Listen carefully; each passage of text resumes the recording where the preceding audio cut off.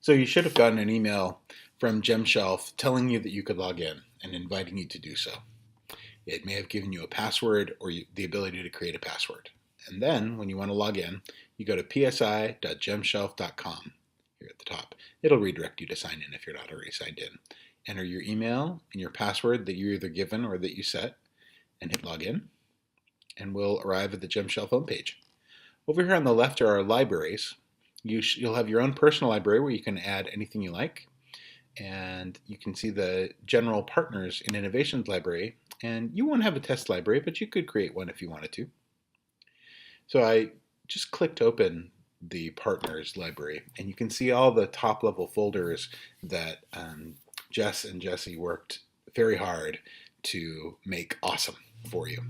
And you can see little triangles where there are subfolders. If you click in any of these folders, well, before I go anywhere, you're seeing a list of all the gems that it can see from where you are, which is a lot. There are pages and pages and pages of them.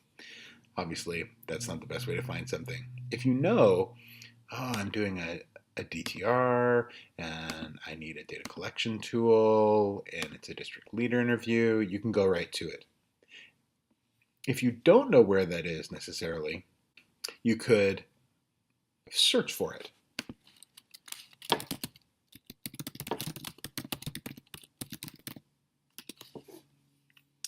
And you'll notice a couple things here. The search term here, right under the search bar, is our search terms. So the search term I just entered was added, and the folder that we were looking in is here too. If I wanted to see things that are Transformation Review Super anywhere, I could remove that search term. Now there aren't any at the moment. But that way you can widen your search if you've gotten too narrow. There are three ways of looking at gems. There's the gem view, which shows you little blocks with some information and a quick preview. There's the list view, which shows you a little preview and description and the title of the gem. Then there's the tight list view, which will show you a lot more items. So if we click back up, say to the top, you can see it's a kind of a nicer way to view things if you've got a lot going on, whereas the other views may be more useful when you've got less going on. Alrighty, so if I go into a view, you can see the name of the gem. This is a PDF. Description of the gem, who uploaded it, how long ago. Don't be fooled by me having uploaded a bunch of stuff. It wasn't really me. And then here you can see a preview to know if you want to download the item or not. And if you do, hit the download button and it'll pop for a second. Oh, and actually, since I'm using Chrome, it opens PDFs for you to look at them. Alrighty. You can comment on a gem over here on the right, share your thoughts. I think the use cases that we talked about in the past were suggesting a new version, reporting on your use cases,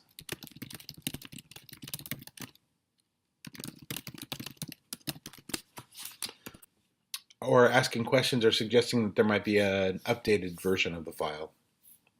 Speaking of sharing your thoughts, obviously you want to know if people are talking about what you're talking about. And so if you look at this little bell up here, all my notifications, any of the things I'm following, end up here. So that I can quickly go, oh, that's what's going on.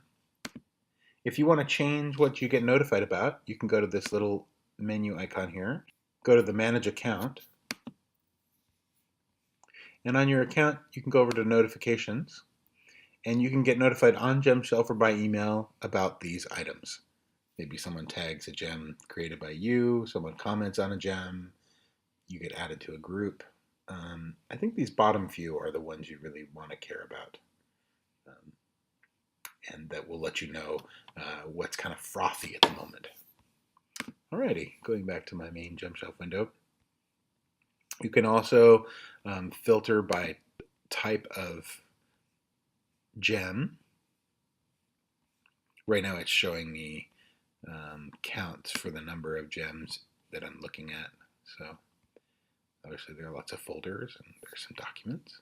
So you can filter by that. You can filter by date, like when it was added. You can look at a tag, and